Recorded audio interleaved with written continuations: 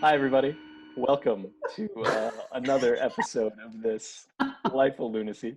I am Brent Hazelton, Artistic Director of Milwaukee Chamber Theater. With me, as always, is stalwart co-host, Ms. Kimberly Colburn, formerly Literary Manager at Actors Theater of Louisville and Literary Director at South Coast Rep, and now incredibly Canadian.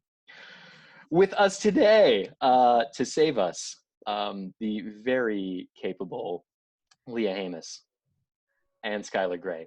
They are both agents at the Gersh Agency in New York on the theater side, and we thought it would be really cool to talk a little bit about just what an agent does on the theater side. So we're going to talk a little bit about that, and then we're going to talk about their role dramaturgically and how they help playwrights to succeed. But before we do that, an opening question for you all. If I were to say to you that Kimberly Colburn was one of the three most significant people in the American new play industry, agree or disagree? Agree. She's wearing leggings. I mean, maybe. When she wears those pants, disagree. Agree Yes, most of the time. Yeah. So until we saw the pants, agree. Great, that's fair. And what are we drinking? Leah, what do you got going? Got a margarita. I ordered it from our local restaurant, and it came in a big Tupperware. And it's Delightful. Skyler Gray? Red wine. classy. I don't know what the bottle is. Just red. I just grabbed one off the shelf. Sensational. I meant to tell you earlier that my sister-in-law's family is partially from Wisconsin, so Spotted Cow is at all of our barbecues. He pulled out the can, exactly what it was. My new favorite literary agent. All right, literary agents, what do you do? What do? We advocate for writers, directors, designers. We should also say we work with, even though the literary moniker is on there, we work with people who are behind the scenes. I mean, and that's the easiest way to kind of work through it, with the exception of people who do solo shows and are often writer performers, to which you're doing both sides. But we advocate for them. We get their projects set up in different places. Our job is to have relationships with people all over the country. So that's why we know you guys, quite frankly. That's how this came to be. When you say advocate, do you mean like you tweet about people? Some people do, and I don't want to, shove that aside. Some people are very public posters about their clients. I do not. To my knowledge, Skyler does not. He does not actually have a Twitter account? Correct. Correct. So yeah, the advocacy can take all different sizes and shapes, quite frankly. It can be about the work. It can be about getting you an aisle seat preference on a flight. Like it really runs the gamut. Oh, interesting. What your interests are, because we really, we work both sides of the table. We work artistic, and then we also do the business side. So there is the deal making, there is all of the phones, there are the very fast-paced parts of the job, but then there are the very creative artistic parts, which is something that we really like, and that's why, frankly, the two of us are in it. I think I would say, not to speak on your behalf, Skyler. No, that's totally true. So pedantic question, but do you keep like a spreadsheet of people's like, do you like a window or an aisle? Do you know what I mean? Now that's going to become the thread of conversation through all of this. Was like booking travel. Well, because that's a huge part of what any agent does, is negotiating some of the travel components or housing needs, or, this is theater. We don't work in film. We are not selling out, 10,000 seat concert venues. So the scale is very different.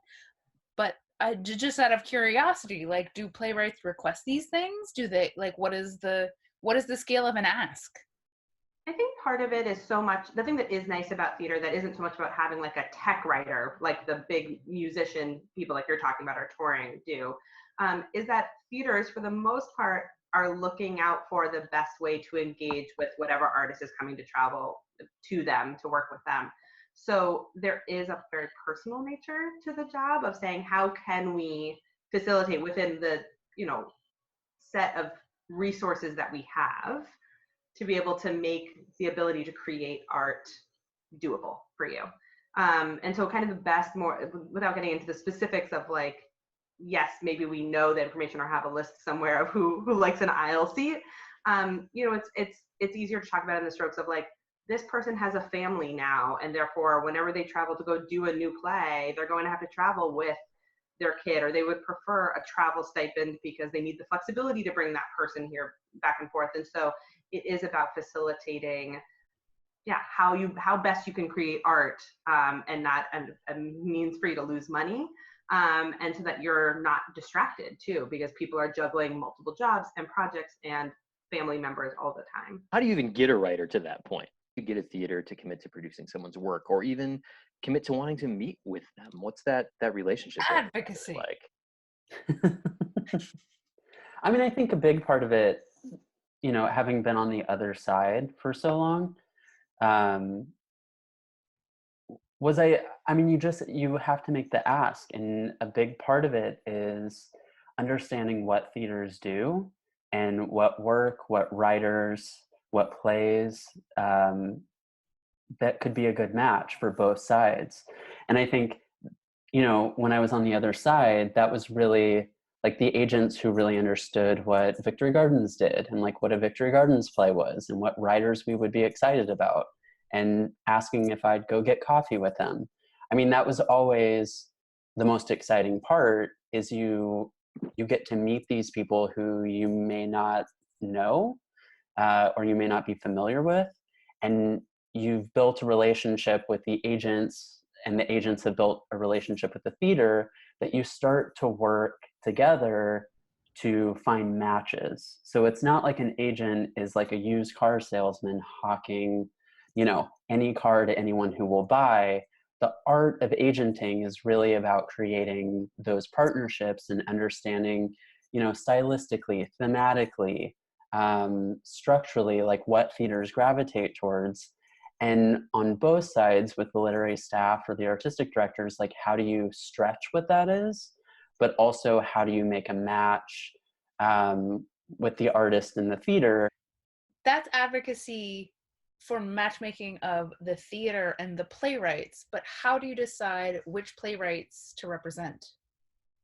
I think some of it is not dissimilar to that matchmaking process. There is, I mean, Skyler's so right that there isn't the kind of car salesman approach to this works for everybody, but there is a sales part of the job that is about developing the pitch, both about the play and both about the playwright, I guess I should say, and the play, because also not every play that playwright is putting out is the same. And the same goes for our designers and our directors. Is for us, so much of that is not representing all the same kind of person too, is that there is different kinds of stylistic writers in your roster, and mostly you're finding what you jive with. You're out, but it's not like I can only ever represent 30 playwrights who all do the same thing. Otherwise, I wouldn't be doing my job well.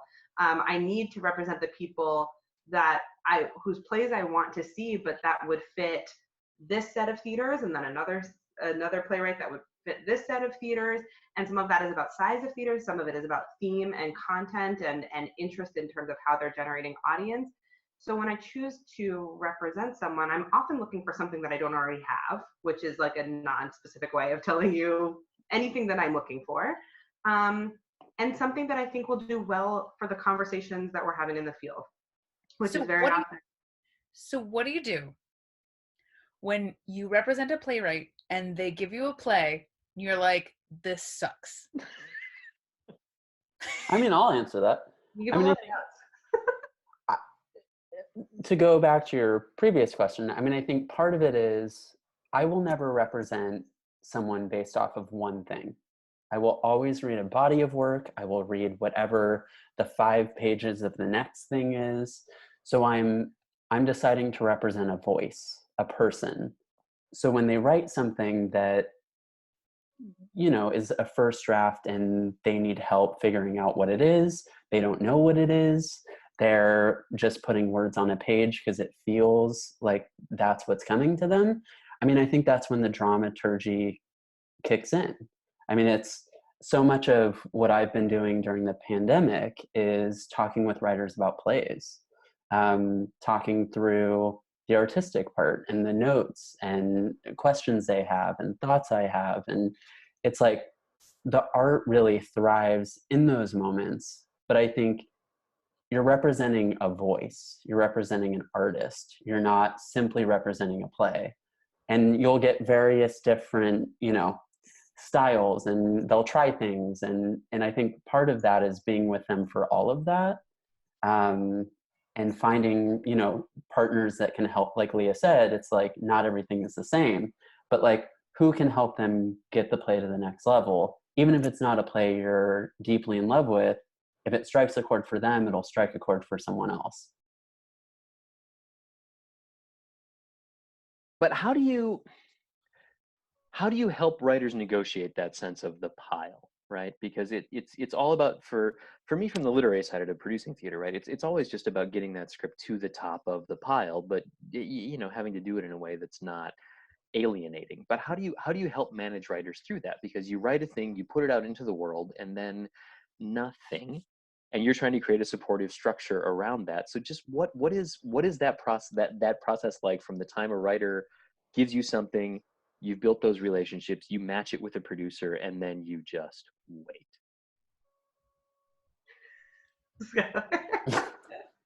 These silences are my favorite.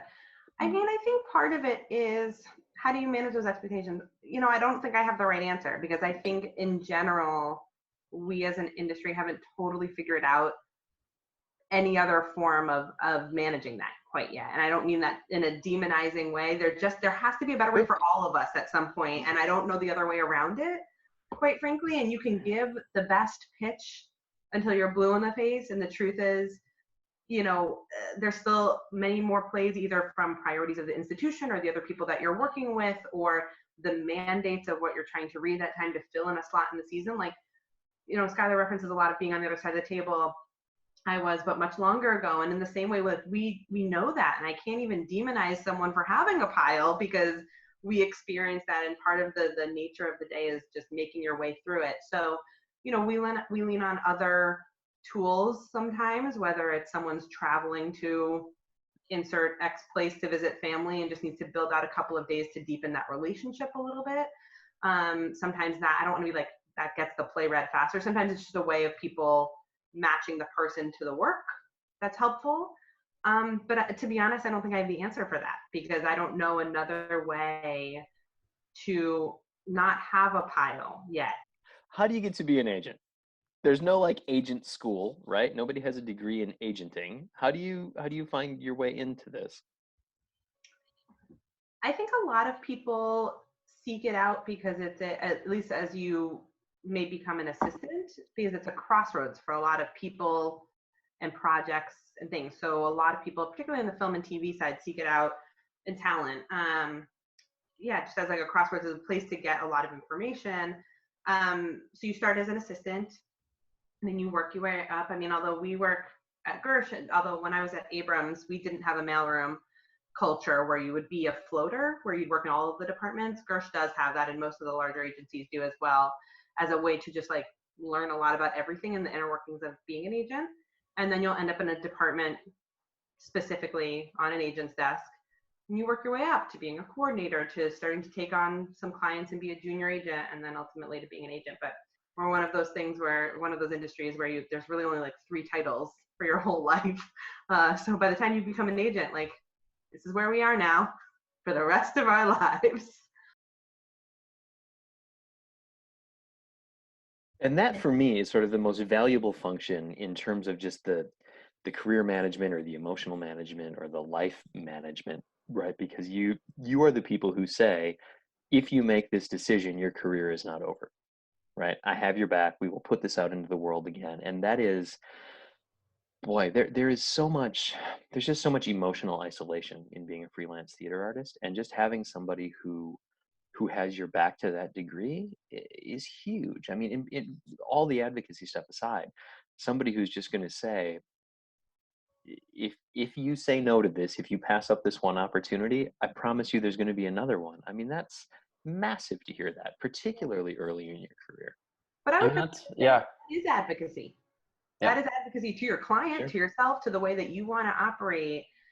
And knowing that advocating for your client is also knowing how to have a relationship with that theater or that producer that you're talking to say, you know, we so appreciate the support. We appreciate that you love this play. We're looking for something else. And Yeah. you know, I hope we'll find another chance to work together. is a very, very hard thing. And very often it's a growing opportunity, and it'll come back to you in another negotiation for a different artist down the line. But that's where every artist is different. And everybody has a different set of givens, quite frankly, that you're entering the room with. Well, and that's why I decided to like go back to agenting, because, you know, when you're working at a theater, you're only allowing 2 new plays in per season, 3, maybe 4, maybe none. I mean, it's different by institution, but like you're with a playwright for a certain amount of time. You're trying to do everything you can for that play. And what like I really just missed was being on the entire journey with a writer, with an artist, where you're in the highs and lows. You're strategizing about what 10 years from now looks like, as opposed to what opening night looks like. Well, yeah, that's the reason why I've cried at openings when you get to that place with clients of being like, oh, this is a real coup, real success for us as a team to have gotten to whatever that place is. So, well, because you remember 5 years ago when something fell apart, and it took 5 years of believing in each other and believing in the play to get it to a point. But also when you work at a theater, and all 3 of you know this, it's like you're advocating for a play that doesn't get in 1 season. You're still advocating for that play the 2nd season it doesn't get in. And then it gets in the 7th season. But when it gets in the 7th season, and it's like you have worked your ass off because you believe in this, not because you think it'll just sell tickets, or because you needed a play. Like, you believed in it, and multiple people did on all sides. So you get that play up, and it's far more than, here we are. It's like, no, we all went through something.